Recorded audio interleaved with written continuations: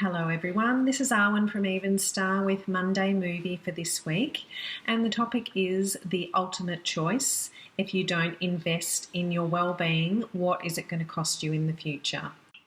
Before I get into the topic, just to let you know, I do still have a couple of new spots available on my client list for clients who want to start investing in their well-being before Christmas this year.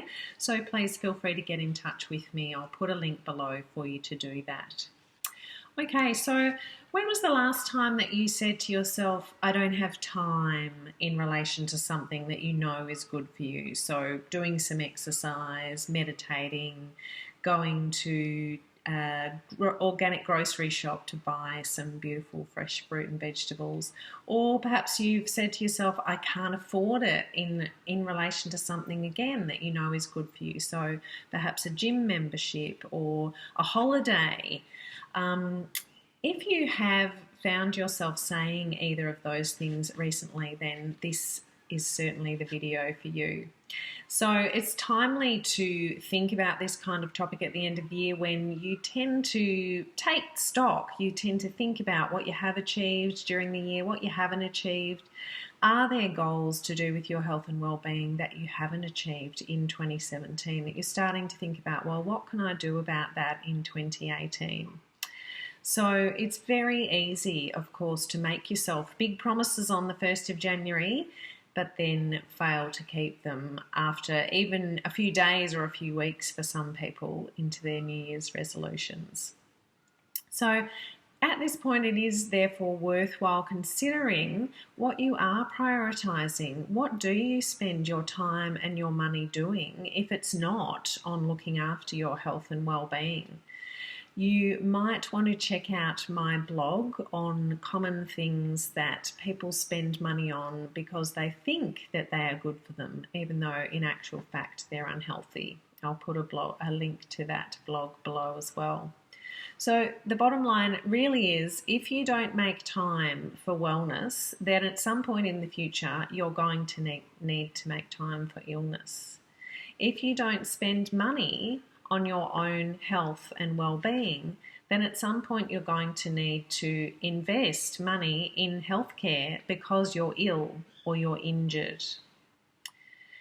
So this is where proactive health and well-being are so important. And when you think about the alternative of spending your time and money on being ill or being in hospital because you're injured, because you haven't looked after yourself, then there's really no choice, is there? Wouldn't you much prefer to make that investment up front in doing things that are good for you? So I'd like you to keep these things in mind when you're making your New Year's resolutions in the next couple of weeks. So first of all, your body is designed to move, and critical physiological processes actually cannot occur if you don't do this. So think about including some exercise in your resolutions. Your body is also not designed to process artificial food-like substances. So think about including some level of clean eating when you're making your New Year's resolutions for 2018. Your body's also not designed to take in regular quantities of high levels of sugar. So make sure you think about including the resolution to read labels and to cut down at least on your sugar intake, if not trying to avoid it totally. Your mind is not designed to be constantly dealing with stress. So please consider doing something on a regular basis. So perhaps scheduling it into your calendar if that's what you need to make you get it done. So scheduling some regular time to do something that you love, to have some downtime, to perhaps do some yoga, which actually trains our mind to deal with stress because we hold a really uncomfortable pose. And your mind realizes that it can deal with stress through breathing through it.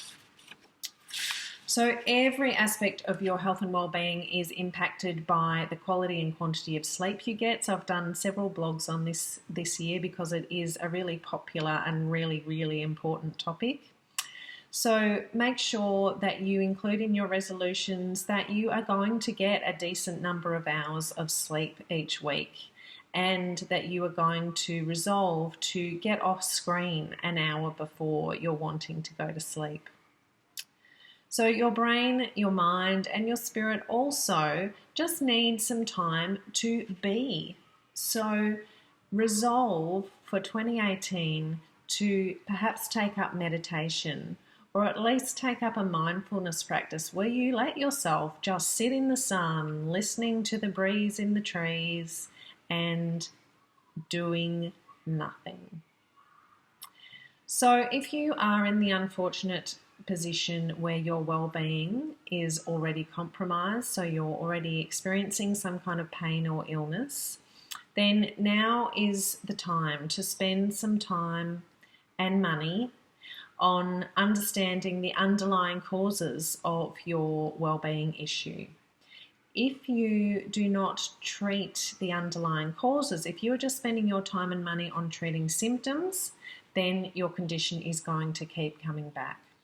So exploring the metaphysics and the epigenetics potentially, or just the general emotional causes of your well-being issue, are going to help you to resolve it once and for all.